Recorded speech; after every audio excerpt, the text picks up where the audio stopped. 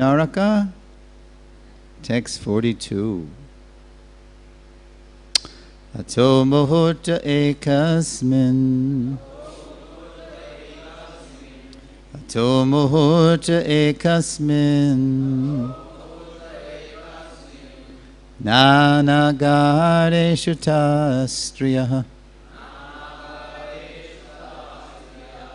Nanagareshu tastriyaha. Yatopaye me Bhagavan. Yatopaye me Bhagavan. Tavadrupadharo vyayaha. Tavadrupadharo vyayaha. Ato muhurta ekasmin. Nanagareshu tastriyaha. Yatopaye me Bhagavan. Tavadrupadharo vyayaha. Bolo.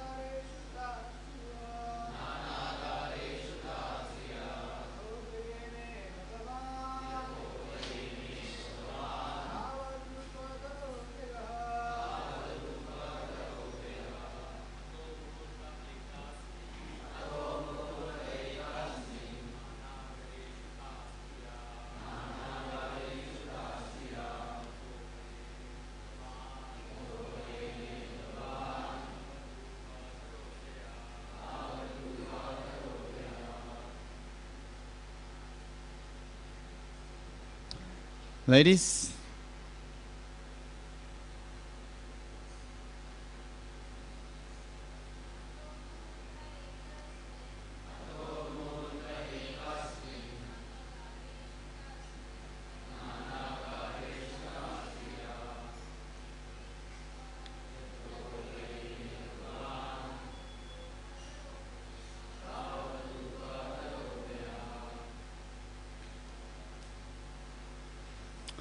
word for word translations, ata'u, and then muhurte, at the auspicious time, ekasmin, same, nana, various, agareshu, in residences, that's residences, like homes. Ta, those, striyaha, women, yata, properly, upaye me, married, Bhagavan, the Supreme Lord, tavat, that many, rupa, forms, dharaha, assuming, avyayaha, the imperishable one. Translation, then the imperishable Supreme Personality, assuming a separate form for each bride, duly married all the princesses simultaneously, each in her own palace. Please repeat. Then the imperishable Supreme Personality, assuming a separate form for each bride, duly married all the princesses simultaneously, each in her own palace. Purport, as Srila Sridhar Swami explains, here the word yata indicates that each marriage was duly performed. This means that the entire company of the Lord's relatives, including his mother, Devaki, appeared in each and every palace and attended each and every wedding. Since all these weddings took place simultaneously, this event was surely a manifestation of the Lord's inconceivable potency. When Lord Krishna does things, he does them in style. So it is not astonishing that the Lord simultaneously appeared in 16,100 wedding ceremonies taking place in 16,100 royal palaces, accompanied in each palace by all his relatives. Indeed, this is the way one would expect the Supreme Personality of Godhead to do things. After all, he is not an ordinary human being. Srila Sridhar Swami further explains that on this particular occasion, the Lord manifested his original form in each of his palaces. In other words, to take part in the wedding vows, he manifested identical forms, prakash, in all the palaces.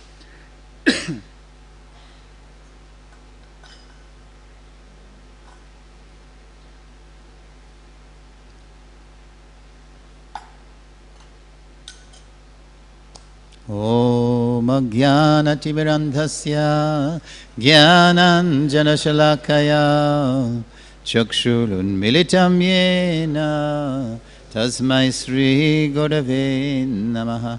I was born in the darkest ignorance, and my spiritual master is opening my eyes with the torchlight of knowledge. I offer my respectful obeisances unto him. I thought it would be interesting to look at the way Srila Prabhupada summarized this verse in the Krishna book. And it's interesting that Prabhupada's summary of 1059:42 is longer than the verse in the purport. Usually you think of a summary as being a condensation, but Prabhupada, he kind of unpacks, spells it out even a little more. So here's Prabhupada's Krishna book version of this. After defeating Indra, Krishna arranged to marry the 16,100 girls brought from the custody of Bhaumasur, Naraka, same.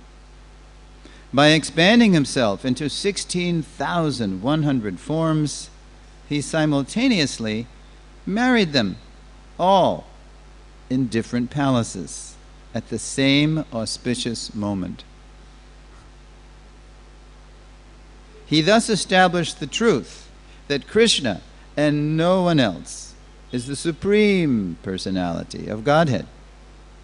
There is nothing impossible for Krishna, the Supreme Personality of Godhead.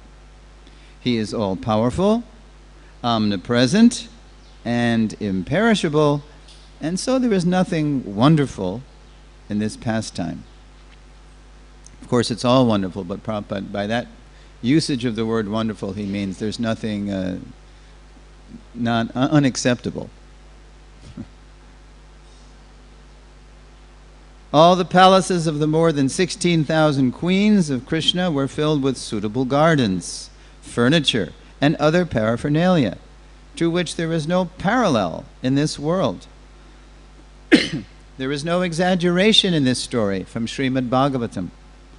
The queens of Krishna were all expansions of the goddess of fortune, Lakshmi. Krishna lived with them in different palaces, and he treated them exactly the same way an ordinary man treats his wife. We should always remember that the Supreme Personality of Godhead, Krishna, was playing exactly like a human being, although he showed his extraordinary opulences by simultaneously marrying more than 16,000 wives and more than 16,000 palaces. He behaved with them just like an ordinary man, and he strictly followed the relationship between husband and wife required in ordinary homes. Therefore, it is very difficult to understand the characteristics of the Supreme Brahman, the personality of Godhead. Even demigods like Brahma are unable to probe into the transcendental pastimes of the Lord. The wives of Krishna were so fortunate that they got the Supreme Personality of Godhead as their husband, although their husband's personality was unknown even to Brahma and the other demigods. Sheila Brody ki jai.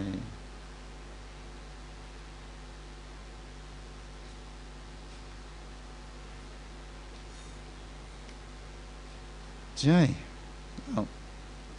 Reading this verse in purport last night was a bit like a homecoming for me, because when I walked in the door of Srila Prabhupada's Boston temple in July 1970, you know what happened? I met Jayadvaita Brahmachari, and he was proofreading the manuscript for the Krishna book, for the second edition, because the first edition had just come out at Ratha Yatra. Prabhupada was handed the first edition of Krishna book at Ratha Yatra by Bhaktivedanta Swami. He had just made it. He'd just flown in from Japan, were dined upon. Printers had advanced him the first few copies, and he even sold one on the plane. And then he handed a copy, the other copy, to Srila Prabhupada. And Prabhupada, he sold that one. So there were none until they got more. So anyway, so Jayadvaita, then Brahmachari, you know, we know as Jayadvaita Swami now. He was, he just grabbed me. And he sat me down and he said, okay, you sit in this chair, I'm going to sit in this chair, and you read this manuscript as fast as you can, and I'm going to check that everything you're reading is in this manuscript. And you know what I had to read? I had to read this. It was Krishna. This was my introduction to Krishna consciousness. Krishna, 16,108 forms of Krishna, doing everything differently, simultaneously, in 16,108 palaces. And it was perfect, because, I had been doing psychedelics, and I thought, well, this was rather a very psychedelic experience, to read at the top of my, as top speed, not stopping for any punctuation or grammar pauses like I read there. Just brrr, brrr. So it was, I was definitely staying high forever reading that manuscript. So when we come upon, there's always a tension in Krishna's Leela, and that's why Prabhupada says at one point, he says, it's very hard to understand the Supreme Brahman, because on the one hand, he's doing things that are materially impossible to do, but on the other hand, simultaneously, he's behaving like an ordinary person, right? He's expanding himself into 108 forms. And then, but how is he behaving? In a very exemplary way. So there's always this tension in Krishna's Leela between his doing things that are outrageous, by human calculation, and also he does things that are very dharmic, right? That's why in the 3rd chapter of the Gita, Krishna says, whatever action is performed by a great man, common men follow, and whatever standards he sets by exemplary acts, all the world pursues. And then the next verse, if I should cease to work, then all these worlds will be put to ruination. I would also be the cause of unwanted population, and I would thereby destroy the peace of all sentient beings. In other words, I have to set the example. But sometimes he does things that are totally outrageous too, just to remind us he's not bound by anybody. He can do what he wants. He's Swarat. He's independent. So this is Krishna. And Srila Jiva Goswami Prabhupada points out in his Sandarbhas that unless and until we accept that the Absolute Truth, the source of all, has inconceivable potency, we won't have a clue to understanding what Absolute Truth means. That's the first thing we have to understand when we approach the Absolute Truth.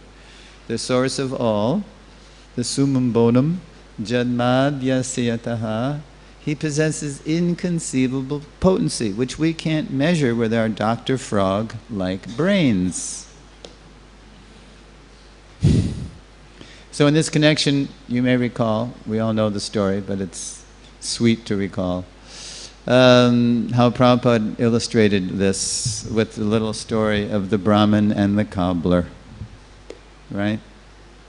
Narada Muni, our favorite yogi, he can go anywhere, right, in the material and the spiritual worlds. So Narada Muni had a daily habit at one point. Prabhupada says he would daily, it was like a regulation, just like, we greet the deities and we do Guru Puja. So regularly, Narada Muni, he would, as we would say, check in. He would go visit Lord Narayan in Vaikuntha. So, and everybody knew that, at least at this point in time. So Narada Muni was walking down the road, he was on earth, and he hadn't gone to see Lord Narayan yet. So, as you know, first of all, he came upon a Brahmin. And the Brahmin said, "Oh, Narada Muni, where are you going?" "Oh, I'm going to visit Lord Narayan." "Oh," as if he didn't know, right? "Now, my dear Narada Muni, would you please ask Lord Narayan when I will get my salvation?" Very Pukka Brahmin, So much knowledge, did things very clean, regulated.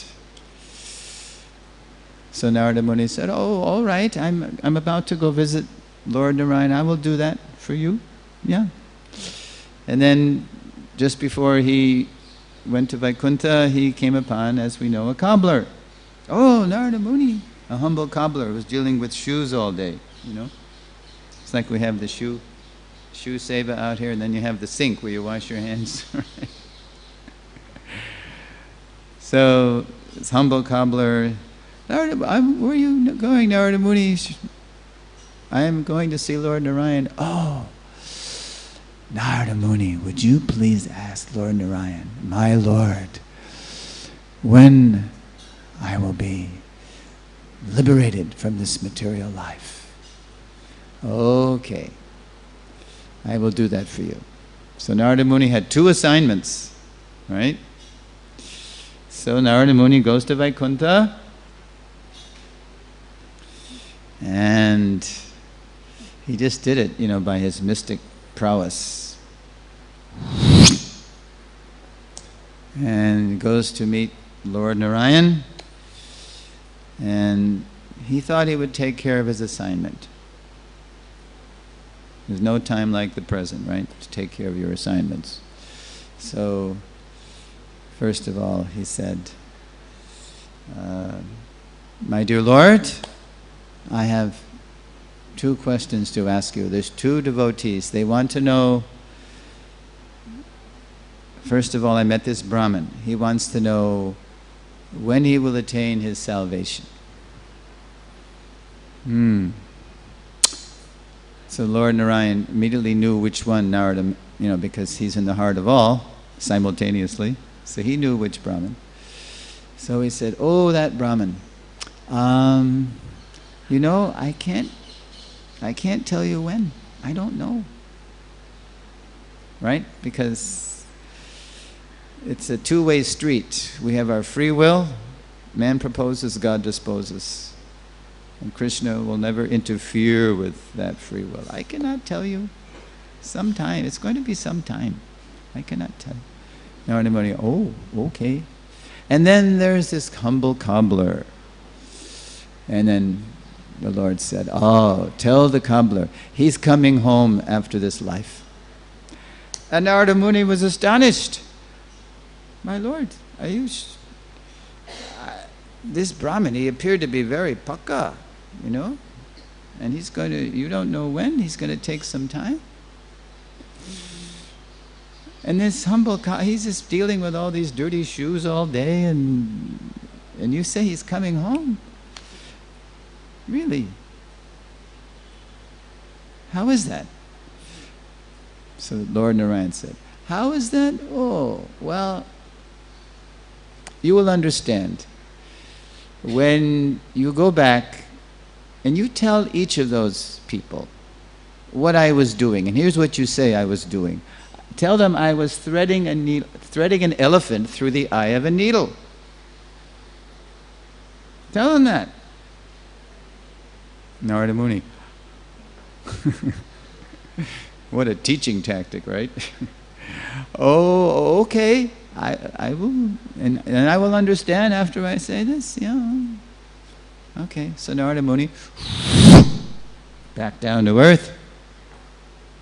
Sure enough, he comes upon the Brahmin, and the Brahmin sees Narada Muni. Ah, Narada Muni, did you see my Lord? Yes. What did he say?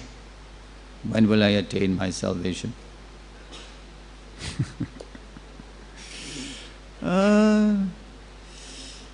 No, that's not how Prabhupada told the story. He didn't even ask that question. Here's first, he didn't even get that far. First the Brahmin said this. Oh, you saw Lord Narayan. What was he doing? Oh, perfect question, right? Well, he was threading an elephant through the eye of a needle. What? Impossible. Nonsense. I don't have any faith in what you say. I don't even believe you saw him. So Narada Muni, all right, have it your way. And he goes on, he meets the cobbler. And now Narada Muni is beginning to catch on to what Lord Narayan meant. You will know. Because Narada Muni thought, after that person said nonsense, the Narada Muni thought, this person, he just reads books all day. He's a bookworm. He thinks he knows so much, but he's a bookworm. Then he meets the cobbler. And the cobbler asks the same thing. Oh, Narada Muni. So, you saw our Lord? What was he doing? And Narada Muni, I wonder what he's going to say. Well, our Lord was threading an elephant through the eye of a needle. Wondering now what the cobbler would say. If even the big Brahmin didn't get it, how is this humble cobbler? What is he going to say? Oh, how wonderful! Just see what our Lord can do. Threading an elephant through the eye of a needle. Beautiful! And Narada Muni is astonished. You believe that? You believe that? Oh, the cobbler, but sure, why not? Narada Muni was curious. How do you believe that? So the cobbler is doing his humble cobbling underneath a banyan tree. My dear Narada, this banyan tree is producing so many fruits. And inside each one of these little fruits, you've seen the banyan fruit? There's a seed. There's thousands of seeds. And in each one of these seeds is contained a big banyan tree. So what's the problem? And then Prabhupada comes in and he says, after Prabhupada, takes the part of of Narada, the Brahmin, and the Cobbler. And then so Prabhupada says, so you see, this is the difference between a believer and an unbeliever. It's not that the believer has blind faith, but his faith is rooted in complete realization of the inconceivable potency of the Lord, which he observes every minute. It's not blind. We should never... In fact, in the purport, Prabhupada's purport to the famous Tadvidhi verse, right? Let's do it. Tadvidhi pranipatena pariprashnena sevaya upadikshanti te jnanam jnaninas tattvadarshanaha. Just try to learn the truth by approaching a spiritual master, inquire from him submissively, and render service unto him. And then Krishna goes plural, upadikshanti, that's plural. The self-realized souls can impart knowledge unto you because they have seen the truth. That's how Prabhupada translates it. In the word for word, he renders upadekshanti as they will initiate. And the translation is they can impart knowledge. The essence of initiation is that transference of transcendental knowledge. And in the purport, Prabhupada says, in this verse, both absurd inquiries and blind faith are condemned. Our faith in Krishna is not blind. It's with eyes wide opened. Om Jnana. The spiritual master is opening our eyes. And amazingly, here's something even more amazing. It says in the verse, or it says in the purport, that this means that the entire company of the Lord's relatives, including his mother Devaki, not just the Lord appeared simultaneously in 16,100 palaces, but his mother Devaki appeared in each and every palace and attended each and every wedding at the same time. Since all these weddings took place simultaneously, this event was surely a manifestation of the Lord's inconceivable potency. So this is wonderful because this means that as we surrender, not only are we able to observe Krishna's inconceivable potency, but then Krishna allows us to participate in that inconceivable potency. Do you remember in Dhruva Leela, right? How Dhruva's been insulted, right? You don't insult a Kshatriya, even if he's 5 years old. You don't insult that kind of, a thoroughbred, heavy-duty pedigree Kshatriya. So, he went to on the advice of his mother, who couldn't really help him. She said, I think only the Lord can help you. And the sages say that they find the Lord in the forest, so maybe that's what you have to do. And there was Narada Muni again. We say in America, Johnny on the spot. Right? He's always right. Krishna puts him right place at the right time. Dhruva, what are you doing? And then Dhruva tells him his story, and then Narada tries to rhetorically kind of pat him on the head. Dhruva, look, you're only 5 years old. I know you've been insulted and you're a Kshatriya, but why don't you come back when you're grown up and maybe we can do something for you here. So what does Dhruva say? This is very nice instruction, Narada Muni, my dear Lord, for a nice, well-behaved Brahmin boy. I'm not a Brahmin. I'm a Kshatriya. I've been insulted. Whatever it takes, we would say nowadays, bring it on, right? Bring it on. So Narada Muni, whoa, okay, I've got a prodigy here on my hands. And then Narada Muni changed his tactics. He realized who he was dealing with. And he gave them that Ashtanga, rigorous, not the yoga studio Ashtanga yoga of today, but the real Ashtanga yoga practice, right? The asana and the progressive, giving up of intake and all this. And within 6 months, Dhruva was doing this, what does it say in Gita? Apane juvati pranang prane panam tatapare prana panagati rudva pranayama parayanaha apare niyataharak pranan praneshu juvati. And there are others who are inclined to the process of breath restraint to remain in trance, and thus they practice stopping of the movement of the outgoing breath into the incoming breath into the outgoing, and thus at last remain in trance, stopping all breathing. And Dhruva was doing that so intensely that he was disturbing the life air all over the universe. The demigods came and they said, "Will you please see what this boy wants? We can't breathe."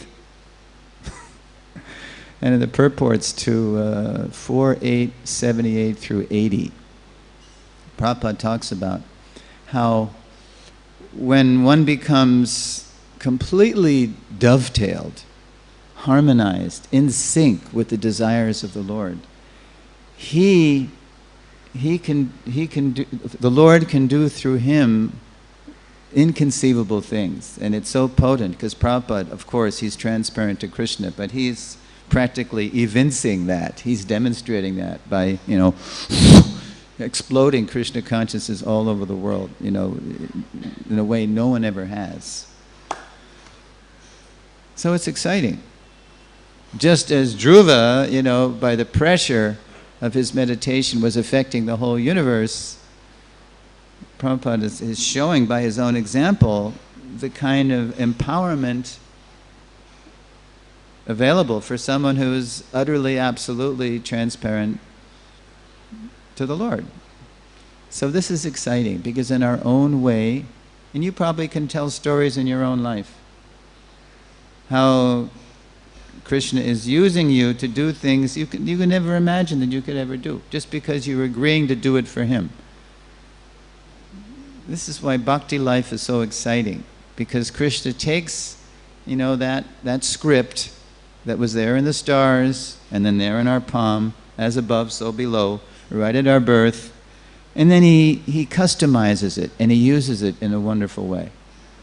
That's why Lord Brahma says, Yas tvindra gopa matavindra ahosva karma bandhana rupa palabhajana matanoti karma ninirdahati kintu cha bhakti bhajam Govindamadi Purusham Tamahang Bhajami. That from that Indragopa germ all the way up to Atavendra, Indra, the king of heaven, we're all being chased by our karma. Wherever I go, there I am. But as we approach Krishna, Yayatamang Prapadyante, Karma Ninirdahati Kintu Cha Bhakti Bhajam. Krishna takes over that karma and uses it in his service in a way that's unimaginable to us. That's what we have to look forward to as we progressively surrender.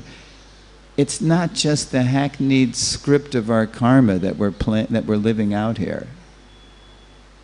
Otherwise, we're just destined to live out this script, this same old, same old.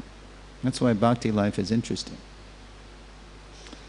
Okay, it's getting on to late. So I'm going to read the verse again, and if you have any questions or comments.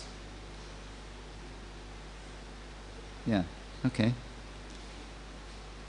Then the imperishable Supreme Personality, assuming a separate form for each bride, duly married all the princesses simultaneously.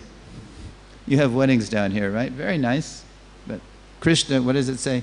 He does it in style. I like the way Hridayananda Maharaj, Gopi Paranadhana Prabhu, and Dravida collaborated on that. He does it in style. He does it, no one could do it like that. Duly married all the princesses simultaneously, each in her own palace. Sheila Brody ki jaya. Are there any questions or comments?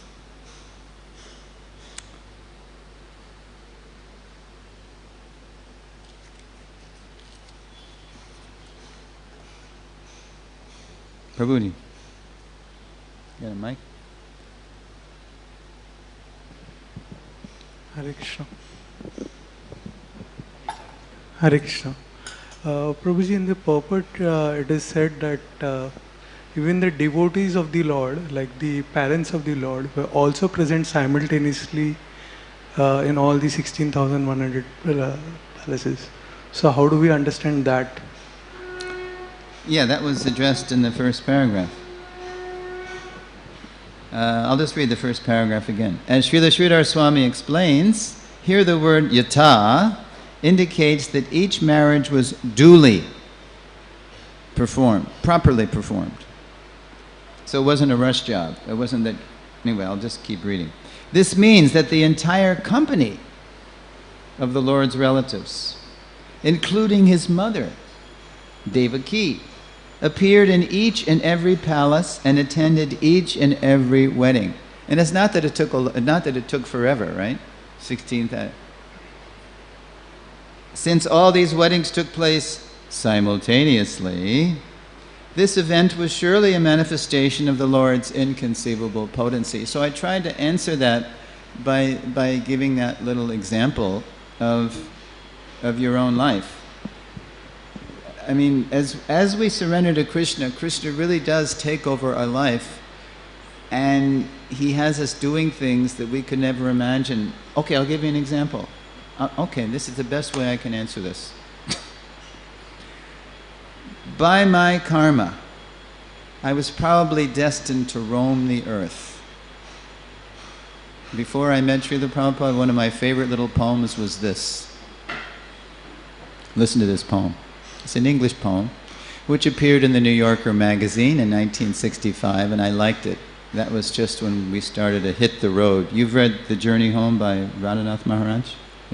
Okay, we were all doing that, only he had the best story, and it ended up at Prabhupada's lotus feet, so it was great. He had the best story, but we were all hitting the road. So here's the poem. There's a race of men that don't fit in, a race that can sit still. So they break the heart of kith and kin and roam the earth at will. If they just went straight, they might go far. They're strong, they're brave, and they're true. But they're always tired of the things that are, and they want the strange and the new. So, you know, I was also hitchhiking all over the place, like you read in the first part of The Journey Home. And whoever would pick me up, I would say, how can I serve you? What can I do for you? That was my life. I didn't know what... I thought that was the highest thing you could do. Just meet people and ask, you know, how you could serve them. I didn't know what the right service was, though, right? Now here I am, okay, 1965 I read that poem, here it is, 2015, that's 35, that's 50 years ago, my God. And I lived to tell the tale by Prabhupada's divine grace. Now Prabhupada took that roaming karma, I have a movable sign and a movable, you know, if you look at my Jyotish, it's very movable. Right? What is Prabhupada having me do now? In my senior years. He's kicked me out of the house. He's got me roaming the earth, going everywhere with a 10-part seminar called Srila Prabhupada, our founder Acharya. It's a 10-part journey from Sambandha to Abhideya through Prayojana, sharing his glories and everyone's foundational relationship with him. This is the perfection of my roaming karma. I could never imagine this. So you say, how can we understand these things? This is, if we could understand it, maybe we'd be God. We can't understand it. Dr. Frog, excuse me, we're all Dr. Frogs, right? We can't, unless and until, Srila Jiva Goswami Prabhupada says, unless and until we accept that the Lord, the source of all, has inconceivable potency, then there's no way we can even begin to relate to the absolute truth. We just have to accept it's inconceivable. But it is, but we can observe it, as the cobbler observed the tree and the little seed. That's called paying attention, being a little alert. Everything is miraculous. Everything. That anything exists is miraculous. Once there was a philosopher in Mexico, you can hear this on the recording, and the recording has been named, if you go on the database, you scroll down to audio transcripts, and you click on 1975, and you click on February 1975, and you look at Mexico City, and there's a conversation called, "Why is there anything?" And that was a great title, because that was the question that it was a Mexican Sanskrit, a lady Mexican Sanskrit professor asked Srila Prabhupada, and she thought, surely this is going to stump Swamiji. Yes. Swamiji, why is there anything? So Prabhupada, he could handle any question, because as I've been saying in the seminar sessions, Prabhupada would not only answer the content of questions, he would answer the intent of the questioner. He could read minds. He knew the mentality. He knew the consciousness of the questioner. And that's why you get 108 different answers to the same questions if you look in the database. Don't be confused by that. Just, you got to know context. Okay, so here's how Prabhupada handled that question. Why is there anything? Better you ask. No, first Prabhupada said, everything is already there. Everything is already there. Better you ask, from where everything has come. Yeah. Janma yasayataha. The absolute truth is that from whom everything emanates. And then Prabhupada just, he turns it from this kind of, Zen kind of question, into a beautiful presentation of Krishna. Better you ask. Everything's already here. And that was Prabhupada's basic complaint about modern philosophers and scientists. They always start in the middle. They haven't a clue about the origin, nor have they a clue about where the end of knowledge. They always start in the middle and speculate. You don't, I forget the verse. I love this line from a fourth canto purport. I think it's 4:29:56. A devotee is as thoughtful as a non-devotee is speculative. In both cases, the mind is engaged. What's the difference between being thoughtful and speculative? Thoughtful means that the devotee starts with Krishna. And Prabhupada gave the example. Krishna says, Rasa aham apsu. I am the taste of water. So when a devotee tastes water, he thinks of Krishna. Krishna says, I am the taste of water. And he appreciates that taste of water is Krishna, especially if it's water as it is, The quenching power, the sweetness, the mercy, the purity. A non-devotee takes the same water, tastes it, puts it under his microscope, and always comes out with a conclusion that's impersonal or void.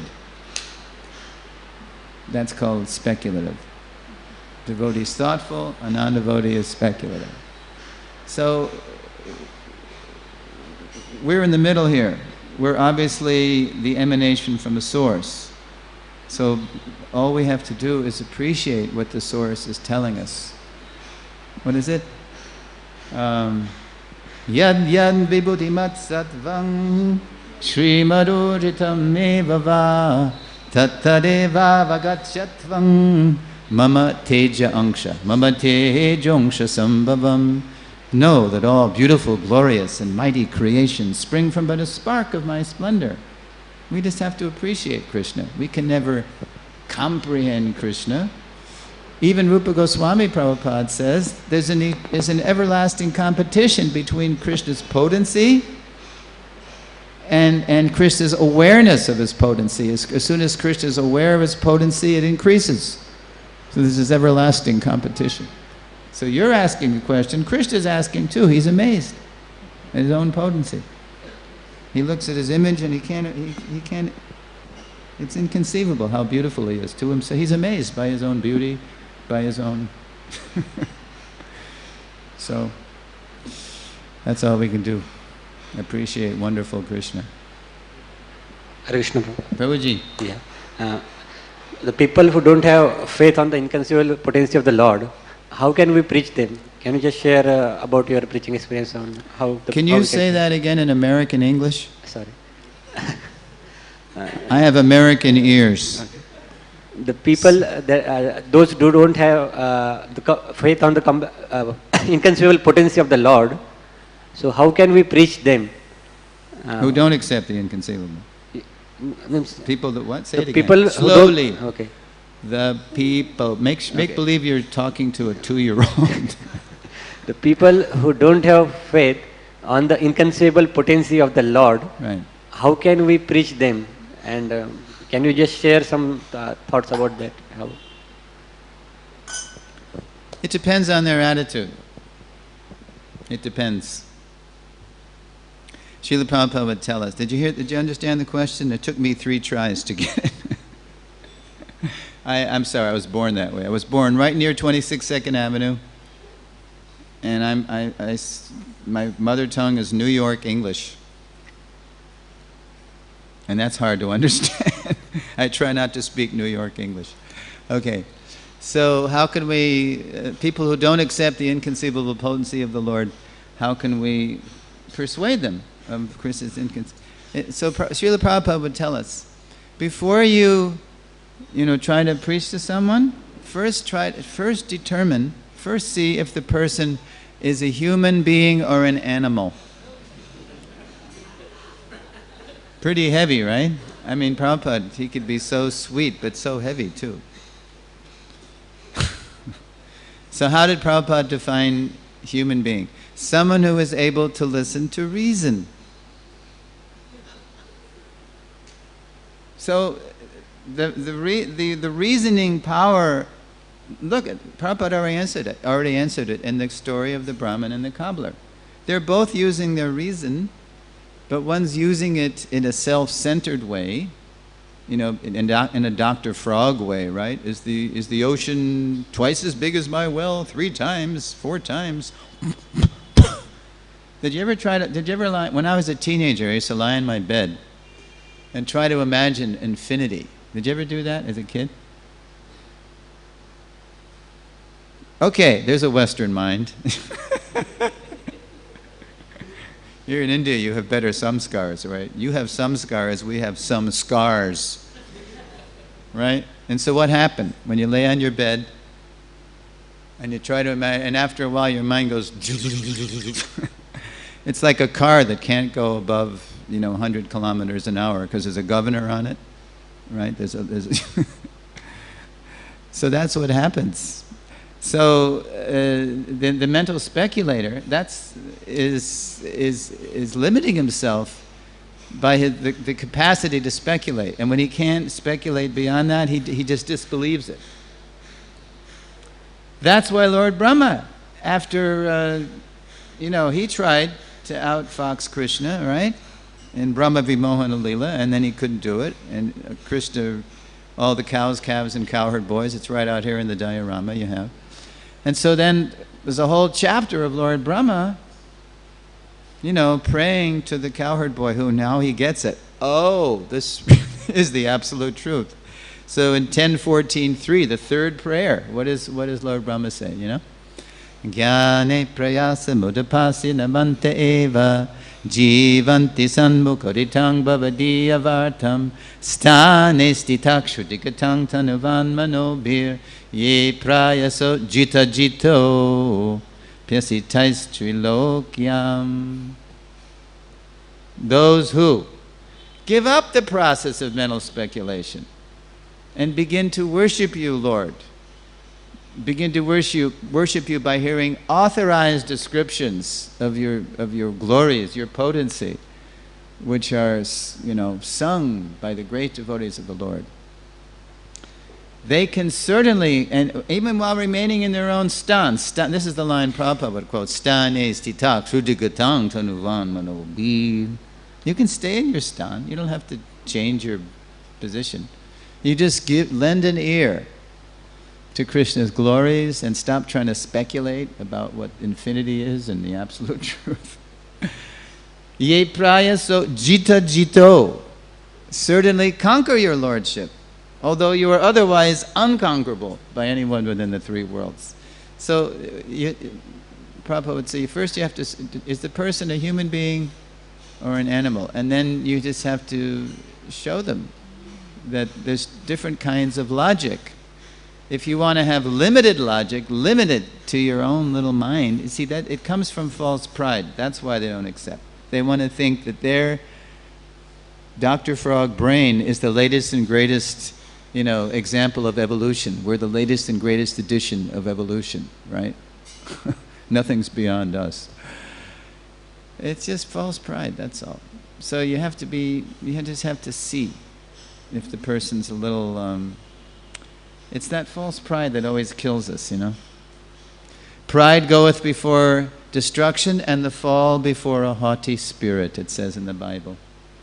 Yeah. It's the irony of it. We're limiting ourselves. Look at the devotional logic of the Cobbler. He was able to appreciate so much more. And with good science, good logic. Look, there's a whole tree in this seed. That's good. Yeah. So you might start with that. It depends on the mood, on the attitude.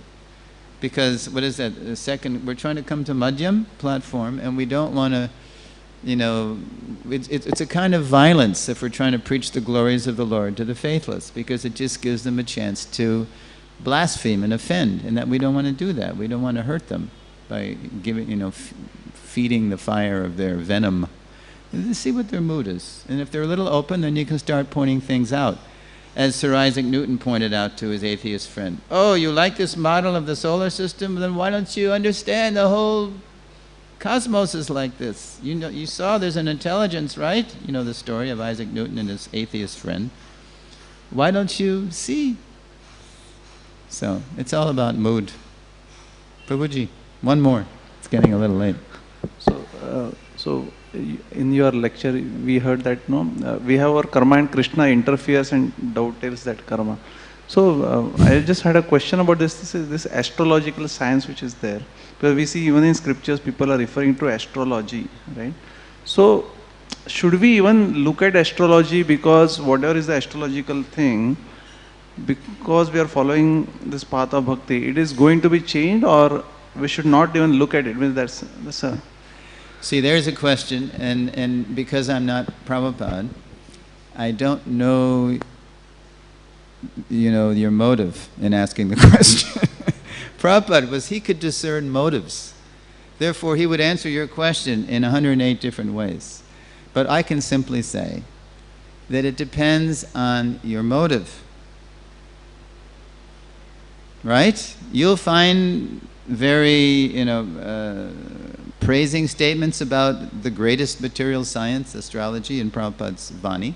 And you'll find dismissive statements, right, about astrology in Prabhupada's Vani. So utility is the principle. Prabhupada did make use in his own life of astrology. As Prabhupada was circling the globe 14 times in 12 years, he did what he had to do. But when it was possible, he would observe the Rahu Kala. He would avoid traveling on Thursday PM as much as he could. But if he couldn't, he would just trust that Krishna would override that. Just like Prabhupada would said, oh, here's an answer. Here's one way to answer your question. When Hiranyakashipu was trying to kill Prahlad in 4th chapter, 7th canto. And then there's a verse where the last line is, or one line of the verse is, Krishnagraha, the Krishna planet. Krishnagraha grahitat ma. And it's all about Prahlad. He's Hiranyakashipu was trying to kill him in so many ways, but Prahlad was just totally surrendered to Krishna. And so whatever they try, poison and throwing off a cliff and all these things, it didn't work. So in the purport, Prabhupada says, it is said that when one is under the influence of Rahu, Saturn, or Ketu, one cannot make any progress in life. But because Prahlad Maharaj was under the influence of the Krishna planet, he said, Krishna Graha, Grihitatma. Therefore, he was not affected by this. So, Prabhupada, you can find letters where Prabhupada tells the devotees, and also in his essay called the Gita Nagari, which was the first name Prabhupada gave to his mission, even before the League of Devotees, in the wake of Mahatma Gandhi's assassination, the assassination of his boyhood hero, Mahatma Gandhi. This was the trigger for Prabhupada to start formulating his mission. And he was writing government leaders, business leaders, trying to capitalize. Prabhupada was a transcendental opportunist on the assassination of his boyhood hero to convince the government, don't just make a statue to Gandhi where pigeons will pass stool, he said in one letter. I can show you how to make a whole community based on the Gita's teachings, the Mahatma's book of inspiration, where we can really, this is the real glory of India. We can really bring peace to the world. So Prabhupada was calling this community the Gita Nagari, the village where the Bhagavad Gita is sung and lived. And in the Gita Nagari, we will educate the children according to birth tendency and horoscope and birth tendency. So it has some utility in determining the psychology of a child and what his tendencies are. And also in letters you can see Prabhupada saying, so you can consult Jyotish if you can find a good Jyotishi, someone who's competent. That's the trick, right? Either in Ayurveda or Jyotish, finding somebody who can really apply it properly. To make use of it for compatibility. But it depends, but the motive has to be, what is it? Anukulyasya sankalpa pratikulyasya varjanam. To accept everything favorable, to be used in Krishna's service, to reject everything unfavorable. That's the devotional motive for using astrology, not so we can, create a paradise in the material world. And that's the lesson of the pastime of King Nriga, right? He was paka, pravritti margi, right? Progressive, so much charity, so many, following all the Vedas, we would say dotting all his I's, crossing all his T's. But then he made one mistake and he had to be cursed, right? So that's, it's a fool's game, trying to win in the material world. The house always wins, as they say in Las Vegas. The house always wins. We always get old, we always get sick, and we always die, materially speaking, right? So yeah, we can make use of that, but it has to be done you have to really be introspective to know your motive. If your motive is right, if it's samyak vyavasito hisa, you have to be rightly situated in your determination and your motive. And then you have to find somebody who's competent. So yeah. Is that all right? Okay, we better end there. So nice being here in Chowpatty. Everything is so organized, and therefore I'm able to do my work. Thank you very much. Sheila Prabhupada ki jai. Gaura Bhaktivedanta ki jai.